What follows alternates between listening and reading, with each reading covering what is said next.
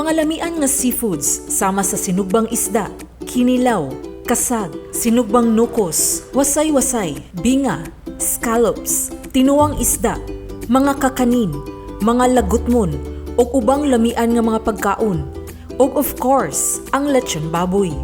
Pipila lang kini sa mga gidalit sa lungsod sa Bantayan ato sa ilang labing unang food fair nga gipahigayon niadtong Abril 15.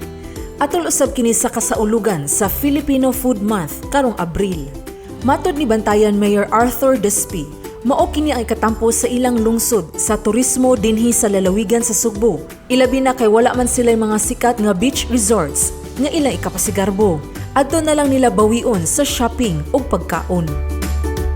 Midugang si Despy nga kabahin usab kini sa ilang kampanya pagkabot sa food security ug pagpabangon sa ilang ekonomiya. Nga kung unsa man ang kapasigarbo nato dinhi sa atong isla sa Bantayan, wa nagyoy makalabaw pa sa kapresko, sa katambo, sa kalamian sa atong mga produkto gikan sa kadagatan. Gani adto gingandan kita diri ang fishing ground sa Central Visayas. Ang Bantayan mo'y usa sa tig-supply og labas nga seafoods sa mga hotel o restaurants. Apan dihang nanirado ang mga establishmento gumikan sa pandemya, daghang mga mulupyo ang nawad-an og panginabuhian. Si Chef June Roses Fernandez, kinsalumad nga taga Bantayan, mo'y usa sa niandam sa mga pagkaon. Naghimo siya og Western Thai version sa crab meat, gamit ang tamis og hang nga suka og sauce gikan sa mangga. Naghimo usab siya og alyo e olyo nga danggit nga giserve uban sa olive oil, kamatis ug pansat. Ang binga o sea snail gihimo usab ni Chef June nga carpaccio gamit ang suka sa lubi ug wasabi.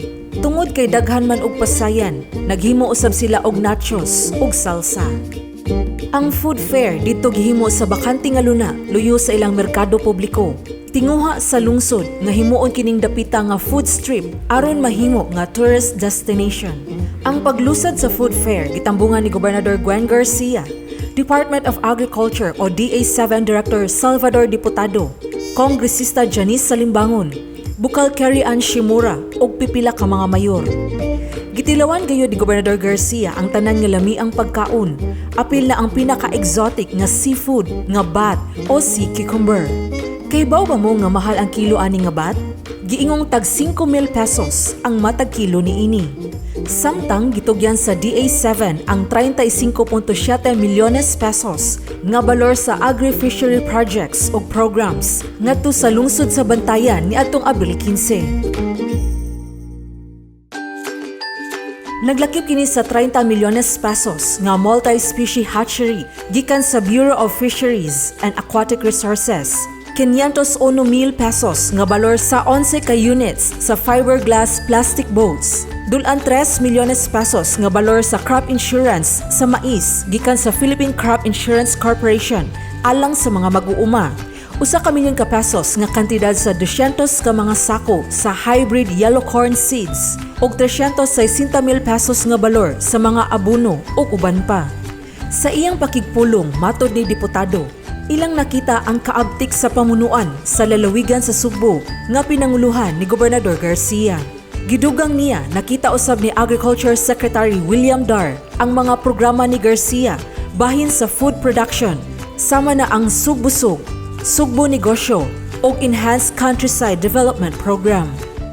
Ining tanan nakita ni Secretary William Dar nga di yun mabangbang ang kaabtik ipakita ni Governor Gwen Garcia haron mo balik pagbaro ang Sugbo pinaagi sa pagpalambo sa atong pagkaon dayon panginabuhian dayon hasta sab ang atong mga estudyante gisugda na daan sa bata pa hangtod mo dako sila maka-realize sila there's a lot in food production. Sheila Gravinez, Balita sa Sugbo.